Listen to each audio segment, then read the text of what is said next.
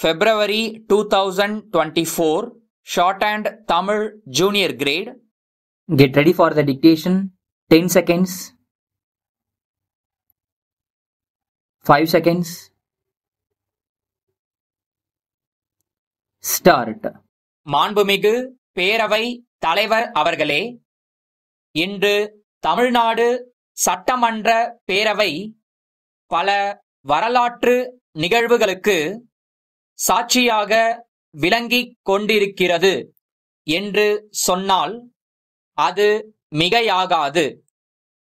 அத்தகைய சிறப்புமிக்க பேரவையில் எனது துறையின் மானிய கோரிக்கை மீதான பதிலுரையை வழங்கும் வாய்ப்பை அளித்த தங்களுக்கு என் நன்றியை முதற்கண் தெரிவித்துக் கொள்கின்றேன். என்றும் என்னை வழிநடத்தி கொண்டிருக்கும் மாண்புமிகு முதலமைச்சர் அவர்களுக்கும் மனப்பூர்வமான நன்றியை சொல்வதில் பெருமிதம் கொள்கின்றேன். நான் சட்டமன்ற உறுப்பினராகவும் அதன் மூலம் அமைச்சராகவும் ஆவதற்கு உதவியாக இருந்த தொகுதி மக்களுக்கும் என் நன்றியை தெரிவித்துக் கொள்கிறேன். இந்த அரசாங்கத்தின் இறுதி லட்சியம் என்பது சமுதாயத்தில் சமத்துவம், பொருளாதாரத்தில் சமத்துவம், அரசியலில் ஜனநாயகம் என்பதே ஆகும். மகளிர் உரிமை தொகை, இல்லம் தேடி கல்வி, மக்களை தேடி மருத்துவம், காலை சிற்றுண்டி திட்டம் என இந்தியாவே திரும்பி பார்க்கும் அளவில் பல முன்னோடி திட்டங்களை மாண்புமிகு முதலமைச்சர் அவர்கள் செயல்படுத்தி வருகிறார்கள். இந்த திட்டங்கள் அனைத்தையும் வெற்றிகரமாக செயல்படுத்துவதில் மகளிர் சுய உதவி குழுக்களின் பங்களிப்பு முக்கியமானது என கூறுவதில் நான் பெருமை கொள்கிறேன். பெண்களின் முன்னேற்றமே நாட்டின் முன்னேற்றம் என்பதை கருத்தில் கொண்டு இந்த அரசு செயல்பட்டு வருகிறது.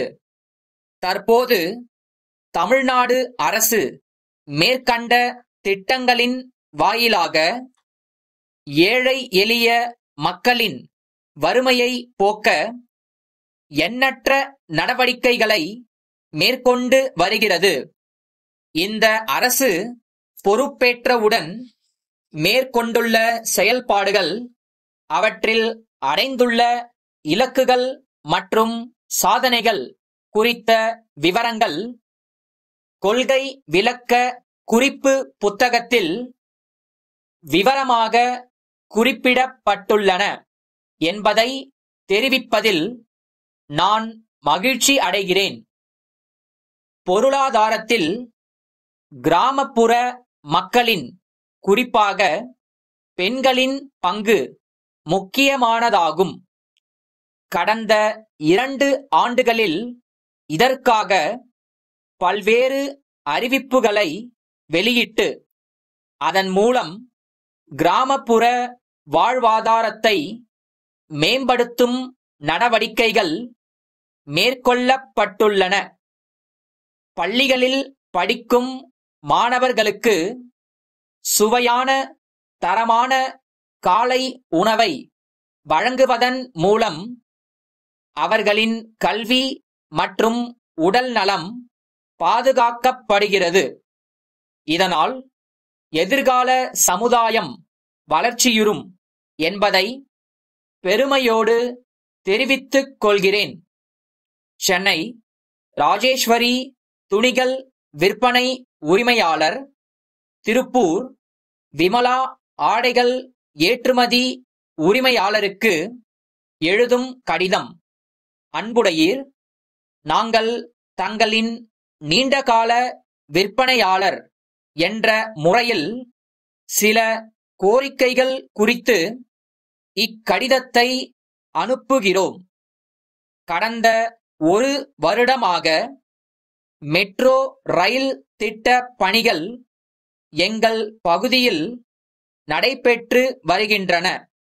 இதனால் போக்குவரத்து மிகவும் பாதிக்கப்பட்டுள்ளது. துணிகள் வாங்குவோரின் எண்ணிக்கையும் வெகுவாக குறைந்துள்ளது. ஆகவே தாங்கள் எங்களுக்கு கொடுக்கும் விலை தள்ளுபடியை 10% 20% உயர்த்தி தருமாறு பணிவுடன் கேட்டுக்கொள்கிறோம். இதன் மூலம் நாங்கள் ஓரளவிற்கு நஷ்டத்திலிருந்து மீள முடியுமென்று நம்புகிறோம். மேலும் வருகின்ற மாதங்கள் எல்லாம் பண்டிகை காலம் என்பதால் தாங்கள் அனுப்பும் புது வகையான துணிகளும் வாடிக்கையாளர்களை கவரும் என்ற நம்பிக்கை உள்ளது. தங்கள் உண்மையுள்ள